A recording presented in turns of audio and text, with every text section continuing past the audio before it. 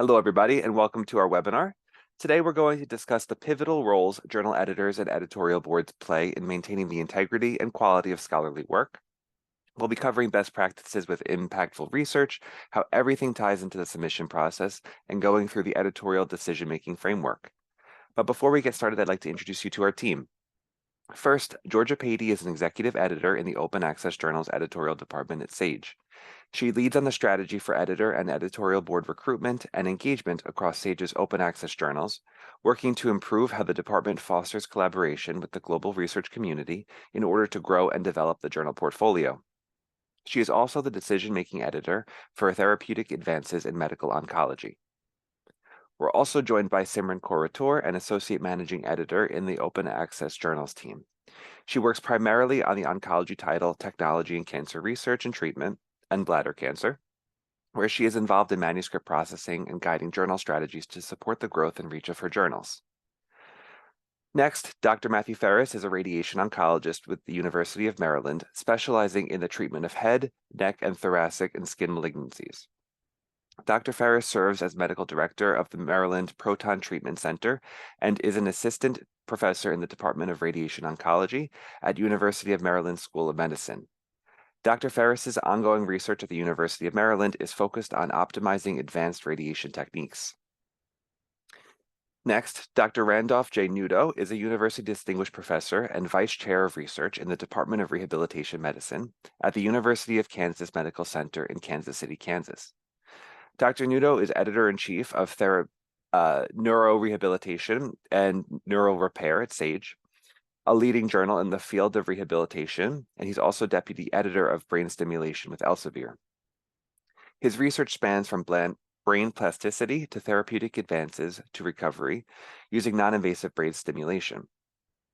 And last, my name is Sean Scarsbrick. I'm a marketing manager on the author marketing team at Sage, and my primary role is to provide support to authors and reviewers as they move through the publishing process, with a particular focus on providing targeted resources to provide support at the appropriate time in the publication process. Now, before we get started, I'd like to share, on the screen, you'll see our panelists and the Sage journals that they represent. If you're a researcher in these subject areas, I encourage you to look at the work done in these journals, consider submitting a manuscript if appropriate, and consider registering as a reviewer also as appropriate. And of course, as part of today's conversation, if you're looking to investigate any editor or editorial board roles, you can look here as well. As we go through today's call, please feel free to submit your questions to us using the Q&A box on your screen. If you see any questions that are particularly interesting that you want to find more information on, please do upvote them as we'll filter through them at the end of the call. And to get us situated, I just have on the screen here a timeline of a typical author journey, moving from the very early stages of securing funding and conducting research, all the way through article promotion and potentially resubmission.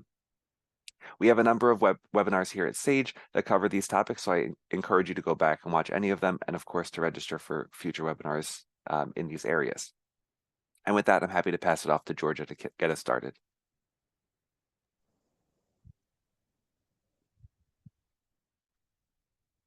Thanks, Sean.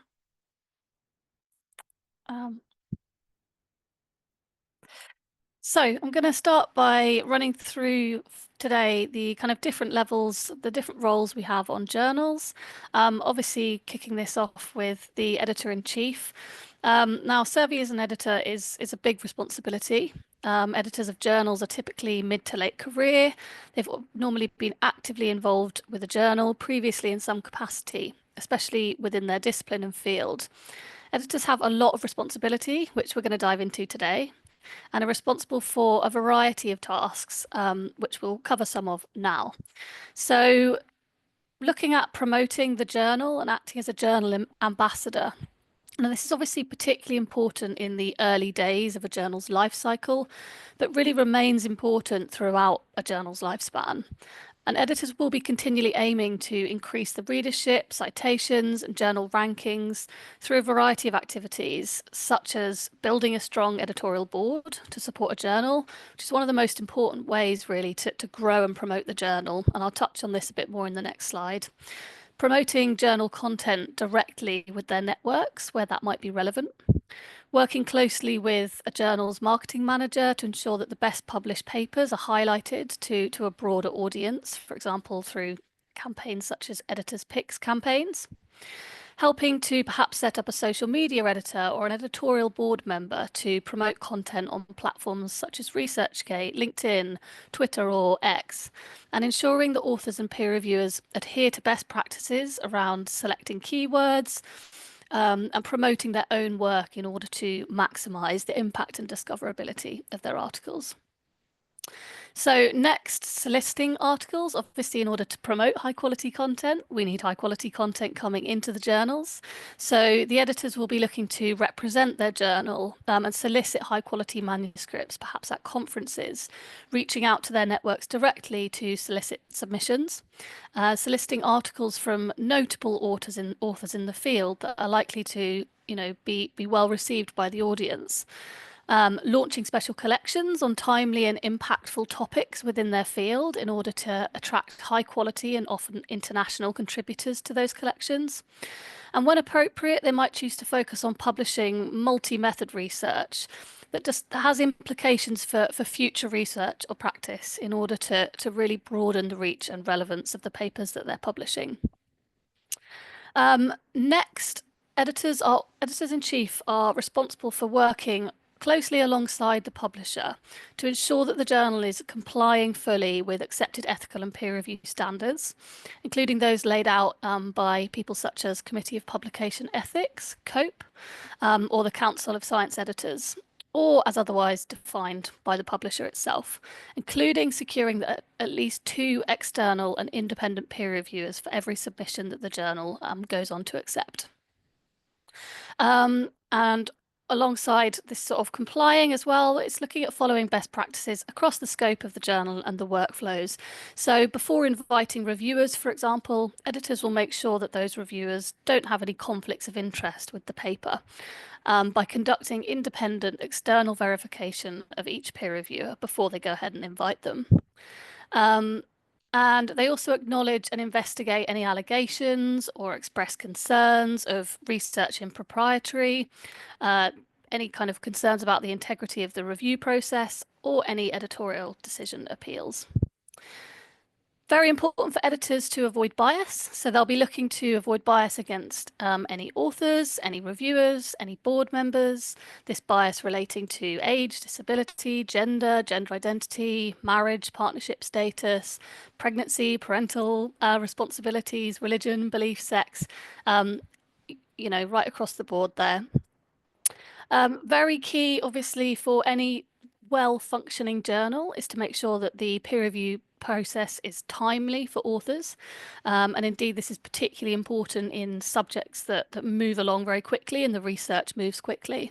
So editors will be continually working to lower that time to first decision and also trying to ascertain when further rounds of revision are really necessary and to make sure that papers are only sent out for further revisions if needed. And there's obviously a very important balance to strike here between timeliness, but also maintaining a rigorous and a constructive peer review process. Editors are often responsible for responding to both author and reviewer queries, as well as queries from their publishing partners. And just in general, looking to grow and progress the journal. They'll be looking to develop it, meet peer review turnaround times, meet production turnaround times, grow the high quality content, and generally just keep the journal moving forward in the direction that it needs to be. Next slide, please, Sean. So as the kind of leader of the journal, the editor-in-chief, this kind of effective leadership is really important for the success of the journal.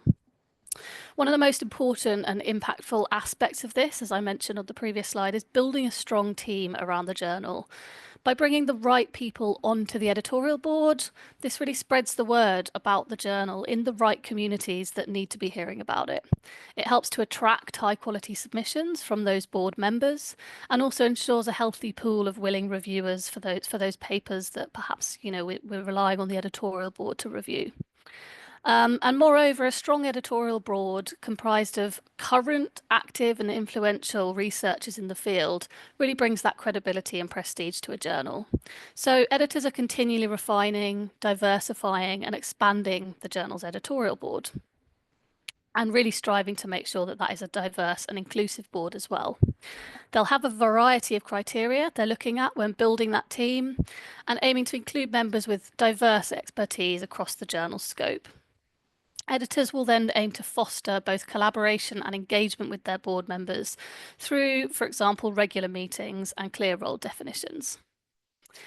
Editors will also be striving to maintain clear communication, not just with their board, but also with authors and reviewers. As we all know, transparent communication builds trust, and so journals should look to provide detailed guidelines, timely updates, and constructive feedback to both their authors and reviewers in order to ensure a positive experience for all the journal's stakeholders. And to support all of this, the editor and their team will leverage a variety of editorial tools to support this, such as manuscript tracking systems, plagiarism detection software, and collaborative platforms that really enable them to streamline workflows between the different stakeholders and invest in training for these tools for those stakeholders as well. Next slide, please, Sean. So moving on to the associate or direct deputy editor. So editors-in-chief will often solicit help from associate editors, section editors, or deputy editors. And these are members of the editorial board that have more responsibility than a standard board member.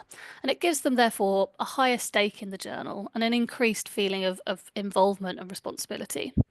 They are often actively involved in manuscript handling alongside the editor-in-chief to help kind of spread that work out and streamline the peer review process.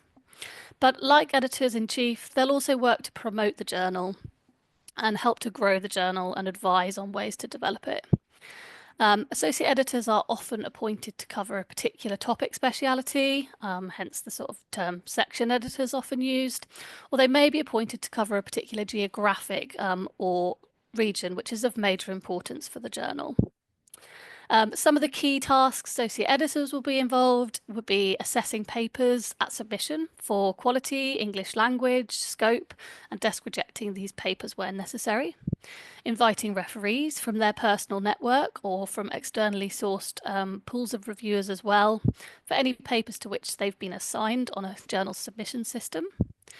They'll be assisting in final decision-making capacity or perhaps in making recommendations to support final decisions.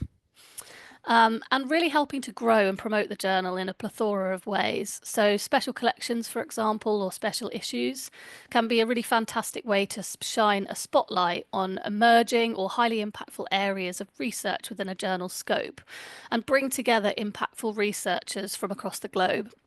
So associate editors may well be encouraged to either act as guest editors or to advise on where we might source those guest editors otherwise.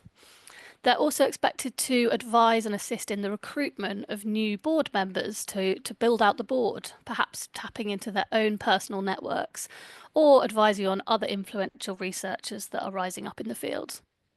Associate editors also expected to act as journal ambassadors, as with the editors-in-chief, and work to enhance the journal's visibility and reputation.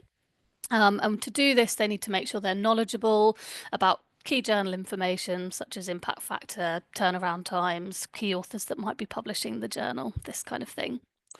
And finally, they may actively recruit authors to contribute to the journal, perhaps from within their network or from within their specific research or geographical region that they represent. And they would be, very actively engaging in journal-specific initiatives and attending any meetings that had been arranged by the editor-in-chief. Associate editors are normally recruited by email, or they can apply, and they are expected to conduct the same responsibilities as an editorial board, but as laid out, they have much more greater involvement in the peer review workflow and manuscript handling. Next slide, please, Sean. So an editorial board's specific composition, as well as its responsibilities, certainly vary from journal to journal. But board members are expected to make a contribution to the journal as reviewers, ambassadors, advisors, and peer reviewers, or any combination of these, really. So conducting peer review, Ed board members are certainly frequently asked to conduct peer review, as well as to recommend suitable and relevant peer reviewers for papers that the journal is requiring reviewers for. And some journals at Sage also have a dedicated portion of their editorial board called an editorial review board, whose primary responsibility is to peer review for the journal. Ed board members, like with associate editors, very much journal ambassadors. They represent the journal, they boost its profile and image. And yeah, would be helping to really promote the journal to potential authors and readers, perhaps at conferences or again, their own network. Ed board members may also solicit submissions from their own network, particularly if they're aware of ongoing research, perhaps with their colleagues, which would fit really nicely within the scope of the journal. And a key aspect of the editorial board role is to serve in a sort of advisory capacity to the more senior editors or perhaps to the publishing partner as well. So they can provide really key feedback about what is going well or perhaps isn't going so well on the journal and advise whether the journal is really meeting the needs of that community. They might also advise on what other journals in the research space are doing and offer kind of knowledge of developments within their specific research area to provide that perspective from an academic lens.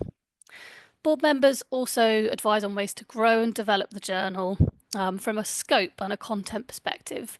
So they might advise on topics that are really of high interest to that particular academic community at that time. And provide suggestions perhaps for topics for special collections that the journal may consider collating a special collection around. And editorial board members would be encouraged to act as guest editors for those special collections and help to guide the content and scope of the collection, as well as to promote it within their networks to attract high quality content. And board members are a very valuable source of recommendations for new board members. They've got their finger on their pulse, they're tapped into that research community, and they're a great source of knowledge of kind of rising stars or influential researchers in the field that the journal should consider bringing into the board. And last but not least, editorial board members are expected to be active authors in the journal. They should be regularly, if possible, submitting articles to the journal and encouraging their network to do so as well. Next slide, please, Sean. So editorial board members are often kind of recruited on a variety of different criteria. Each journal and each editor will have its own criteria, and there are many different aspects that may change over time that will need to be taken into consideration. Some of these examples of these criteria include so proven and ongoing performance as a reviewer, contributor, or a guest editor. So, you know, this really shows to the power of kind of just getting involved, submitting papers and peer reviewing articles can really be the foundation of kind of getting a foot into a journal if you're looking to then go ahead and join an editorial board. It's very important for journals to have board members in place across the whole of their scope in order to represent all of those different topics and specialities that the journal covers. And so members might be recruited just purely because the journal needs more members within a certain area of expertise. Similarly, this need to cover the journal's scope applies obviously to the more niche topics. So board members may be recruited onto the board due to a very specialised knowledge base that they have. Diversity, as mentioned before on the board, it's really important to ensure that the journal covers a breadth of perspectives and experience, but also for really creating and building a global community and not limiting the content or the contributions of the journal in any way. Members may also be recruited just from specific institutes, for example, medical centres, specific universities or academic centres, if these are kind of known to be carrying out particularly impactful research in the field. Or they may be recruited due to holding a leadership position in, for example, a sponsoring or a related professional organisation, society or conference. And finally, you know, it's very important to be bringing people onto the board that have the freedom, particularly in terms of time, to actually devote to the journal. Journal members need to have time to look at manuscripts that are coming their way, respond to some queries, provide advice, perhaps guest edit a special collection. And so it's really important really to have that kind of different levels of seniority within the editorial board and to actively refresh the board every few years to make sure that the board is engaged and active. Next slide, please. So finally, we've talked about all of the different aspects of the board, and they all play a crucial role in the editorial workflow and process. So the kind of journey that papers take through from initial review through to post-publication. So just a sort of brief slide to touch on how all of these kind of aspects play in together.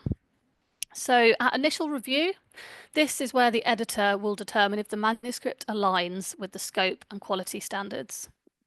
It's important to quickly filter out unsuitable submissions, and the editor will either desk reject the article or send it out for peer review, or occasionally unsubmit it if some revisions or clarification is required prior to peer review beginning. For Sage specifically, Sage editors will not discriminate in location of authorship, and we take great care to advise reviewers as well not to make judgments about a paper based on any biases or personal, financial, intellectual biases, and really just to focus on the quality of the research and whether it fits within the scope of the journal, as well as the written representation of that paper as well. Sage editors are committed to maintaining and promoting consistent ethical policies.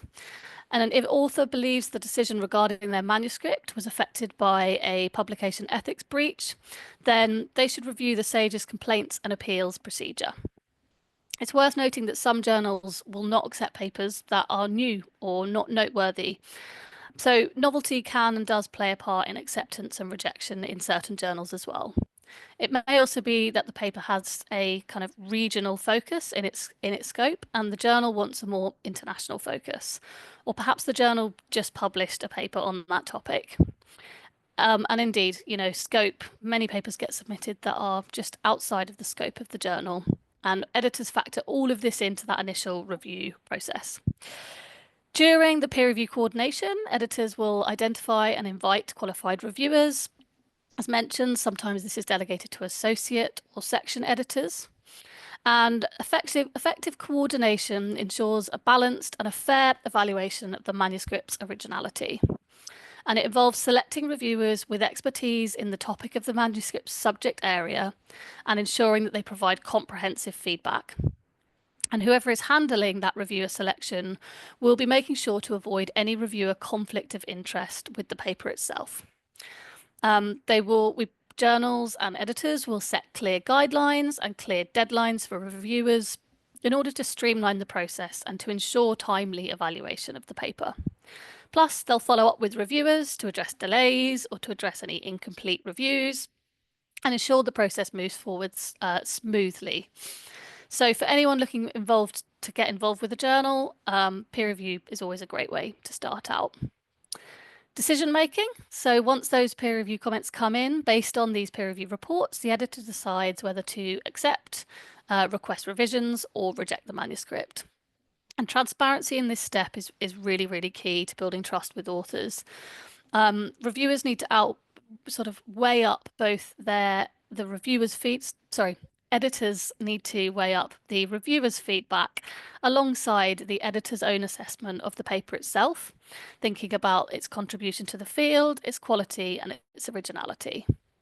And providing really clear and constructive feedback to authors, regardless of whether the paper is accepted or rejected, is really, really key in this part of the step. And balancing kind of subjectivity with the need for consistency in decision making ensures fairness across decisions and across submissions.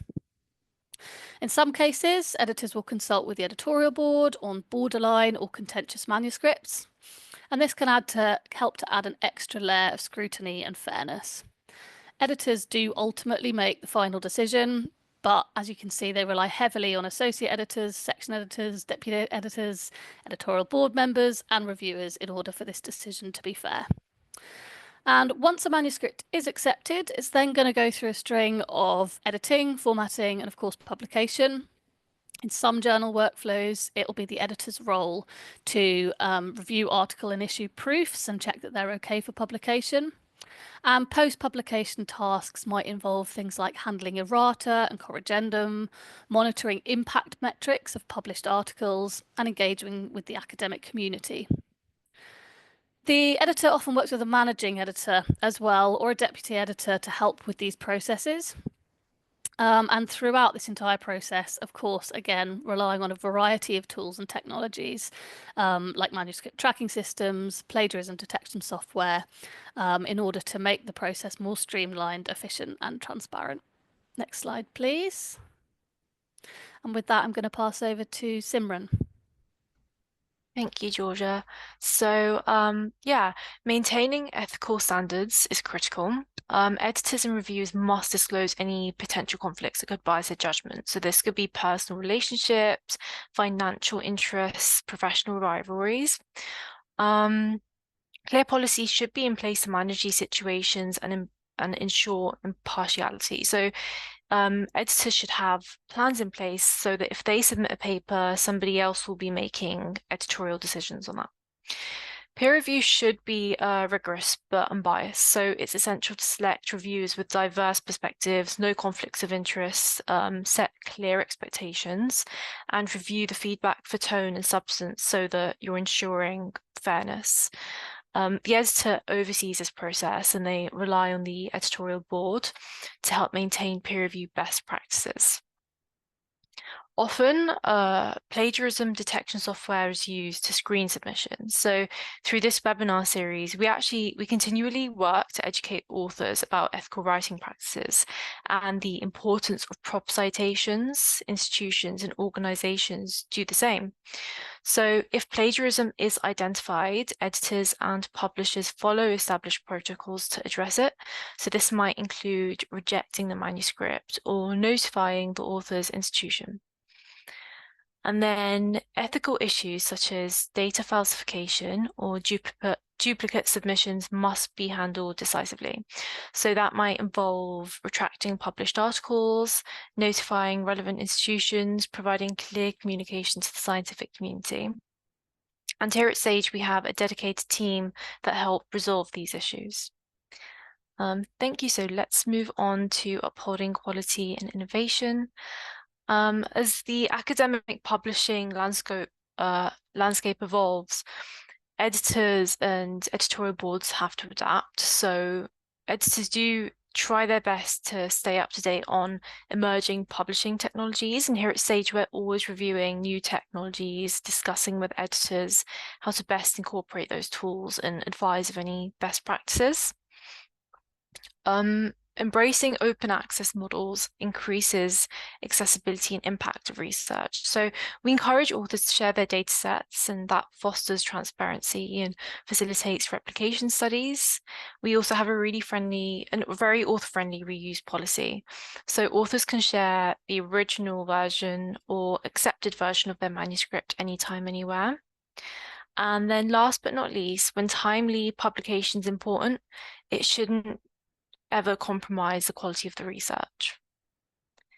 Implementing efficient workflows and clear guidelines can help strike this balance effectively. So editors are continually striving to move papers along in the queue while upholding the highest ethical standards.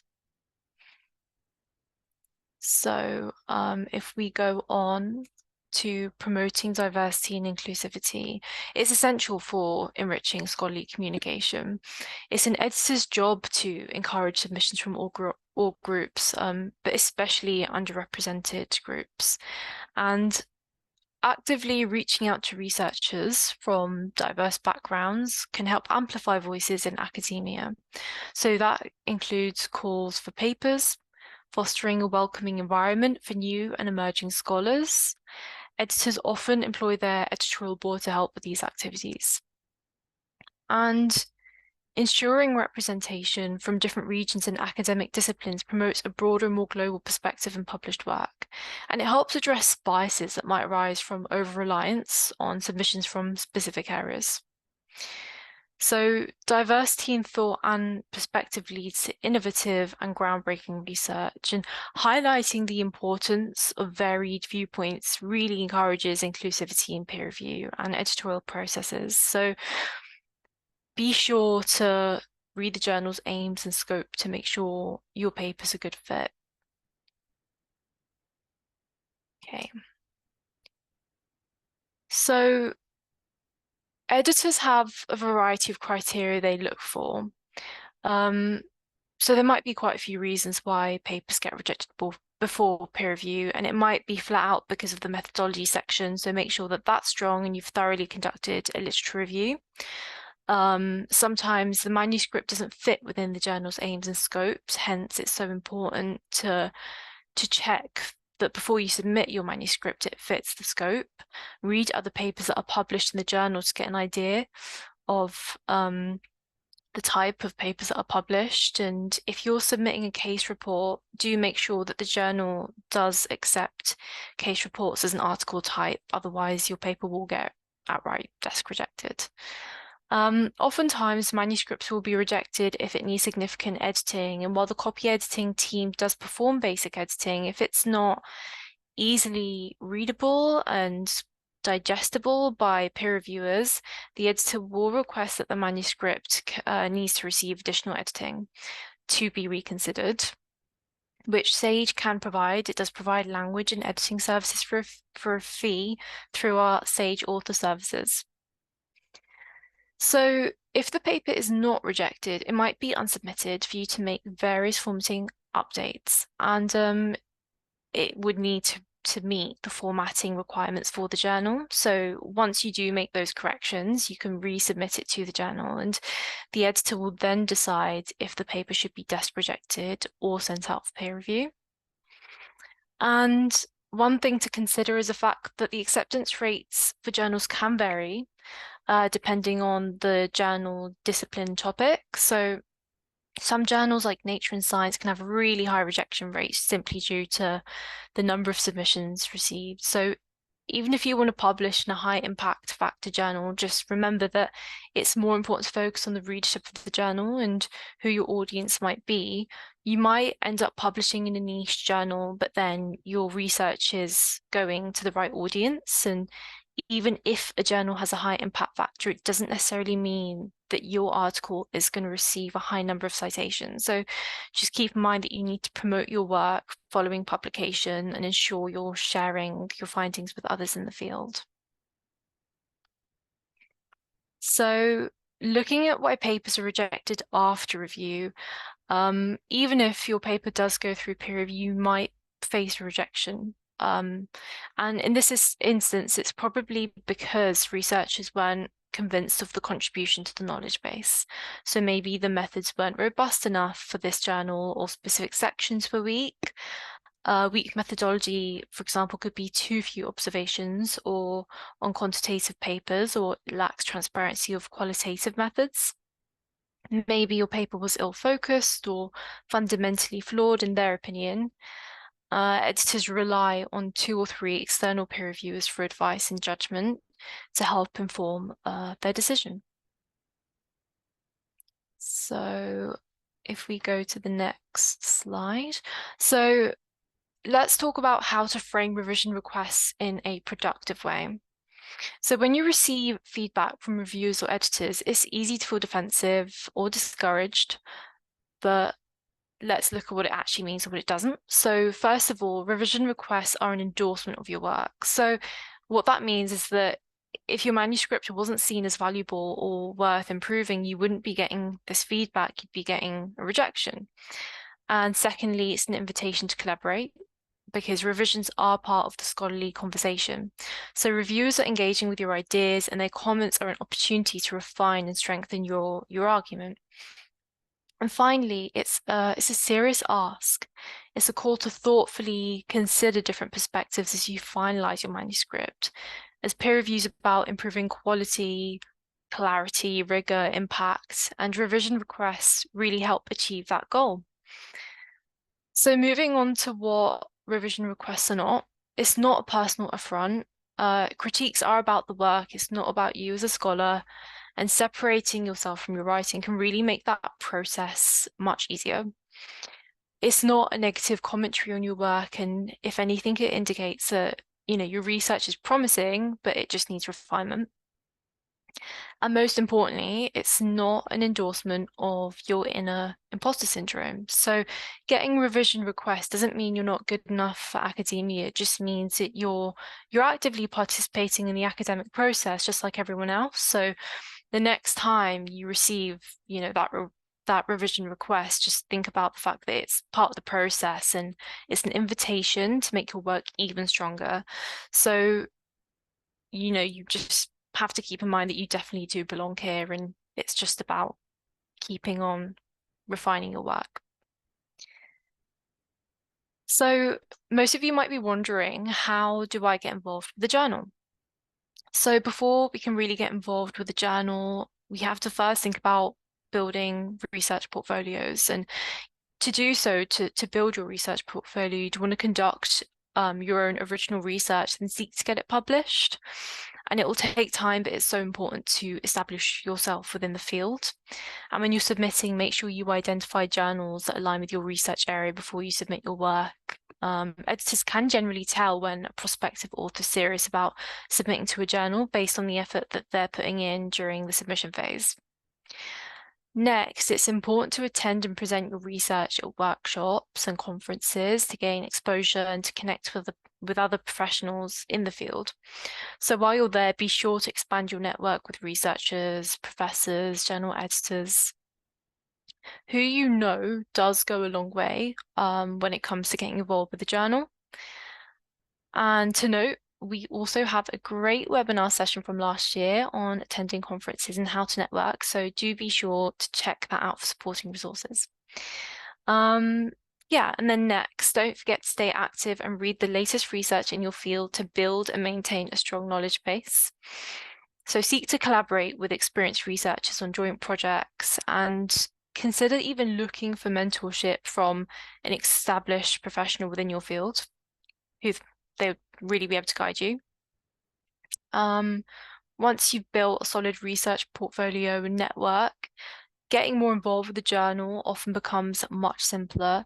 So one of the best and easiest ways to get involved with the journal is to serve as a peer reviewer. So if you already serve as a peer reviewer, that's great, but if not, put together a list of journals relevant to your research and offer to be a reviewer. Journals do love reviewers and they're often seeking new reviewers, so it's a perfect way to get started.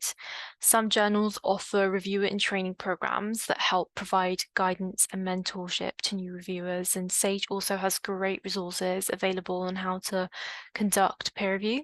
So at any level you want to start with peer review, you'll have multiple resources for support. The next question is, how many times have you reviewed for peer review journals? It's important to keep track of this because becoming a regular and reliable reviewer really supports your reputation within the journal and your field, and helps further develop your own research portfolio. So if you're keen to volunteer more, just let the editor of the journal know.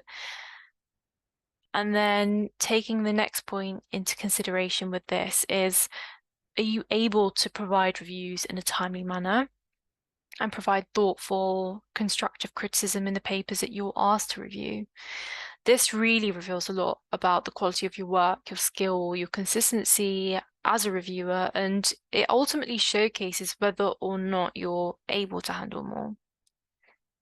So many of Sage's journals have started building new sections of their editorial boards called editorial review boards, which Georgia mentioned earlier.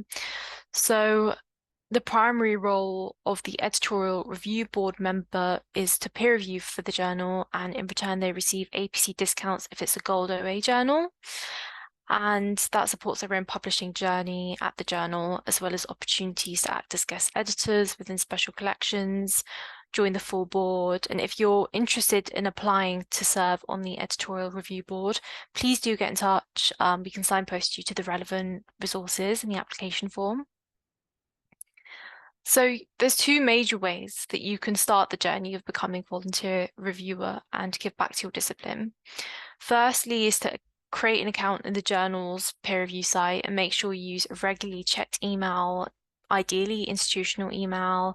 Create or add your ORCID ID, include your full affiliation, add your degrees, correct salutations, add keywords that are specific but not too niche so that you can capture the right area of discipline you're in, so that you can get the papers that are really going to speak to your knowledge.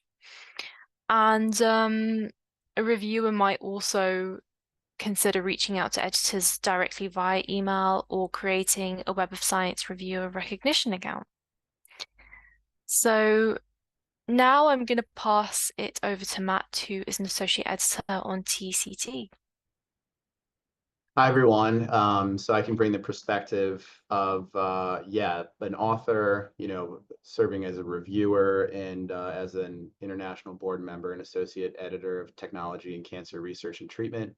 So just to get started, I mean, I think anyone in academia, has to wear many hats, and this is one of them that can help not only improve the quality of your own research, basically getting involved with the journal and, sort of more and more as time goes on. And I think a lot of that comes naturally. So, earlier in your career, you'll start as a reviewer and an author, and you're trying to sort of establish yourself as an independent researcher and collaborator. And I think a lot of these things, like becoming an associate editor of a journal, come with time. And part of that is just improving sort of your reputation as a researcher and becoming more known in, your community and specialty. Also, you meet more people and collaborate with more people from other institutions, so your name gets out there that way. And the final way is some journals sort of have pockets of representation within specific institutions. So I think it's sort of helpful to investigate that too. So, once a journal sort of gets a foothold among one or two people at an institution, sometimes there's a little bit of a snowball effect, and that institution can be particularly engaged, and so it's worth investigating if any of those journals sort of exist at your institution. But participating in this peer review process, and then becoming more involved as an associate editor, it is great for your own academic career. So I feel like evaluating the many manuscripts that come through and participating in that peer review process at sort of a higher level and helping to make some of these decisions, it helps keep your finger on the pulse of, sort of what's going on in your area of expertise. What are people looking at across the world? What is a valuable contribution to the literature? And, where does the article that's been submitted sort of fit into that? So in a way, it can help with your own research too, because I think you become a better critical reviewer and probably, grant writer and researcher when you see common pitfalls that other people are making. And it helps with promotion too. So most promotion committees in academic institutions will look at, there's many factors of a promotion of an academic CV, but journal participation is certainly one of them. And I think being an editorial board member, an associate editor, is certainly a step above just an ad hoc reviewer, and would be typically looked pretty favorably upon like a promotion committee. So it's valuable from that standpoint. And I think, it's important to keep in mind that all the associate editors, all the people handling these manuscripts, have other roles and responsibilities too. So, I'm a busy clinician, and, serving in this role, in addition to that, and other administrative responsibilities. So I think we all try to keep the ball rolling and advance things as best we can, because we want turnaround time to be swift. And we know that, if you are submitting to our journal and you want to know an answer, so that if it's not going to be accepted, you can get the feedback that you need and move on to the next step. So, I think we're conscious of that, and we try to chip away at that and, move the ball along as we can. But it's not even always up to us as in the editorial capacity. We're relying on reviewers to get their reviews done.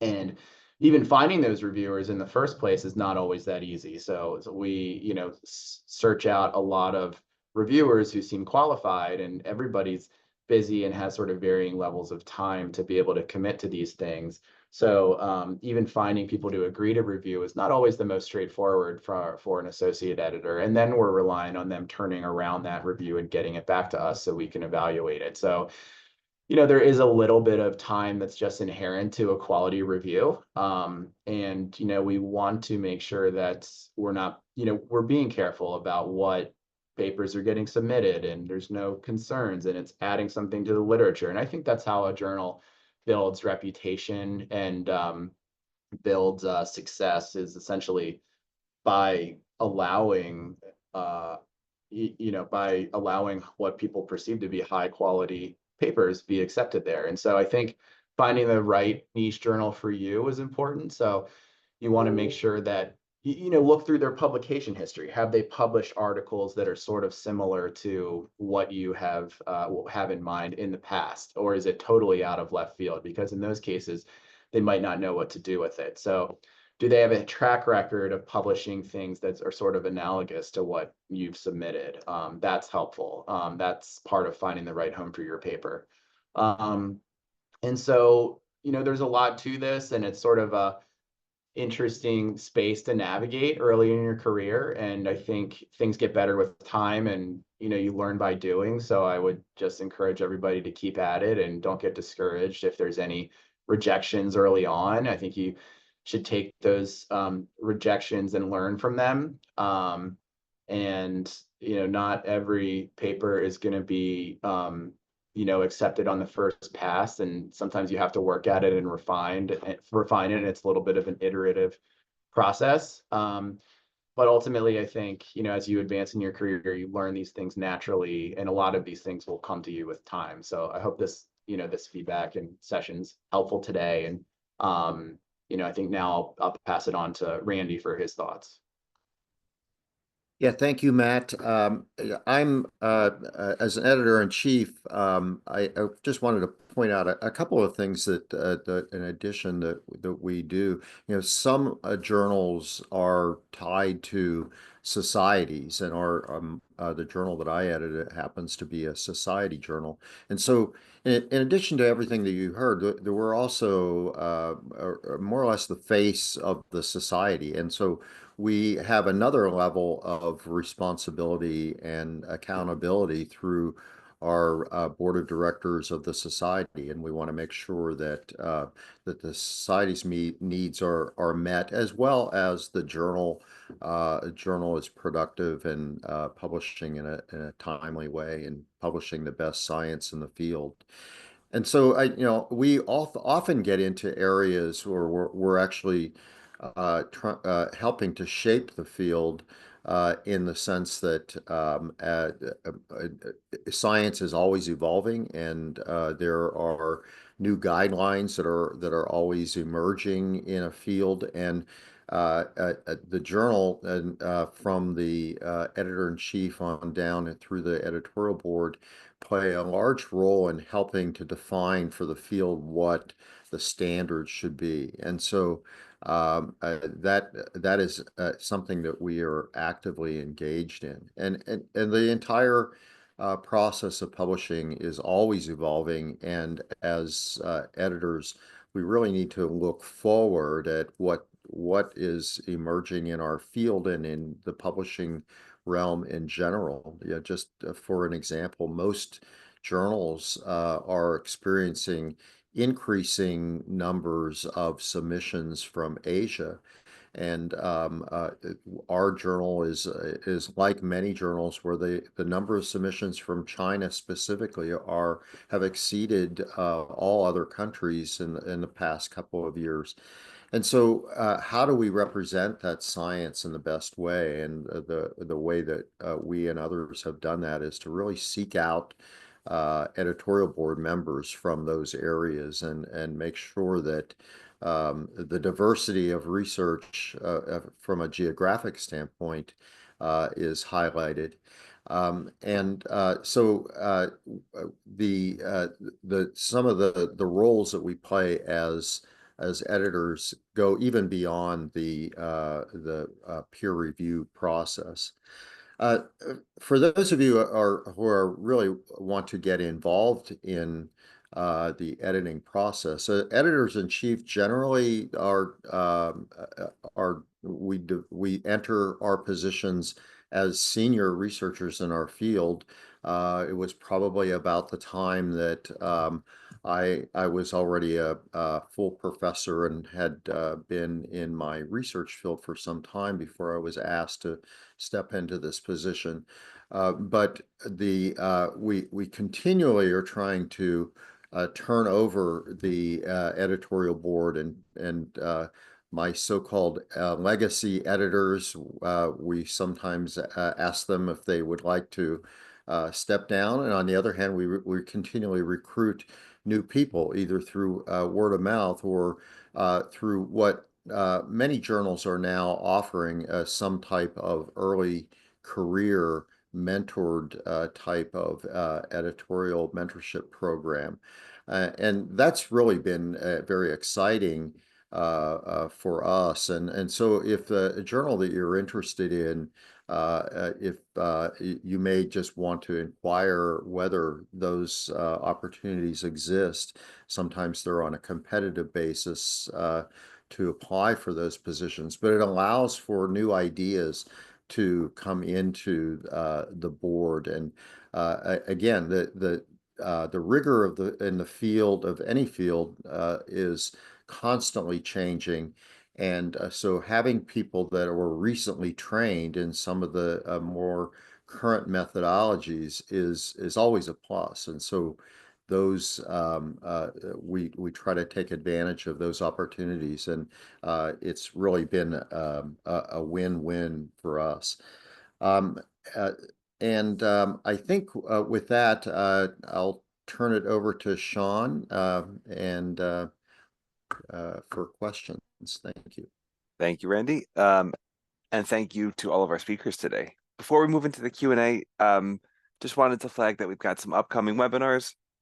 Next Wednesday, we have a webinar on how to write a manuscript. So for anybody looking for basic support on writing a manuscript or potentially, passing this along to mentees, feel free to join us or send it along. End of the month, we're very excited to run a webinar for Women's History Month on a webinar about research by and about women. And you'll see a full list of other webinars listed on our website. For additional support on how to get published and additional author support, we recommend you start with Sage's Journal Author Gateway. And with that, it's more someone who's on the board, and like maybe at conferences they're discussing the journal and soliciting submissions to others, or online they're publishing the latest articles and encouraging others to read these manuscripts that are now accepted, or perhaps board members are acting as guest editors. There are so many different ways in which to work with a journal and then represent it, and those who do represent it, you would refer to as a journal ambassador. great. Thanks. Thank you, Simran. Got another interesting question on here. How do I get an international board, how do I get international board members for our journals to have diversity? Curious if you have any thoughts on this one. I'm happy to dive in there. So I think there are kind of various ways you can look to try and bring in kind of international members onto your boards. One really nice starting place is obviously conference lineups. Often with the sort of major conferences within a field, you'll get international speakers from across the globe. So whether you can attend the conference or not, obviously that's the best place to do it and to go and network and speak to people in person. But even if you can't, just checking out those lineups of who's speaking, who's chairing, and reaching out to some of these people as appropriate. Similarly, reaching out to authors of any kind of really key international studies or perhaps clinical trials that have been conducted within the area can be a nice place to find international people. One sort of bit of advice I would have is, getting associate editors and section editors in place. If you're really lacking in submissions or, board members from a particular geographic region, then if you can get somebody engaged at that associate editor or section editor level from that part of the world, then they should really be able to help you advise on how you build the board out in the area, key researchers to reach out to, and perhaps be able to, do some of that invitations and kind of connecting you with the researchers directly. You can also look for people that are already engaged with the journal from those parts of the world. So, for example, existing authors or reviewers that are from those geographic regions that perhaps you're lacking in, and kind of go and assess their profiles, see if they're publishing impactful research. And finally, if you really wanted to just go and do a bit of desk research, then tools such as Web of Science, do allow you to kind of filter by country. So if you're kind of looking for perhaps top cited researchers on a particular topic, you can then filter that by country. So there's a variety of sort of ideas there. Thanks, Georgia. We've got a really interesting question here that I'd like to pose to Matt and Randy, to the two of you. So the question is here from a new researcher. They want to know about their contributions to the field, and they want some personal narratives to really support them. So they're curious, how often do each of you receive revision and resubmission requests as you are in the process of publishing your own research? I can go first. So I think, really the expectation should be to get a revision request. I mean, I can't think of really anything I've published where there wasn't at least some revision, whether it's a minor or a major revision. And, these are just denominations. A lot of times, even a major revision is very workable. And that, they're not asking always for some major retool that's going to be hugely time intensive. A lot of times, there's just wording changes and they want the data presented a little differently. And these are things that are manageable. And so I think it's rare that you'll just get an acceptance right off the bat, unless maybe your paper has been heavily workshopped and maybe even denied from another journal. And so it's basically a finished product that then is more suitable to a different journal. So that probably happens rarely, but I think I would just anticipate receiving either a minor or a major revision, and both of those are encouraging because you have the opportunity to work rework your paper, and I think it's a good sign that, hey, this is like a potential home for my paper, and I think if I can work through these issues, we should have a pretty good shot of an acceptance. I think what is more challenging, and I've run into this before, I've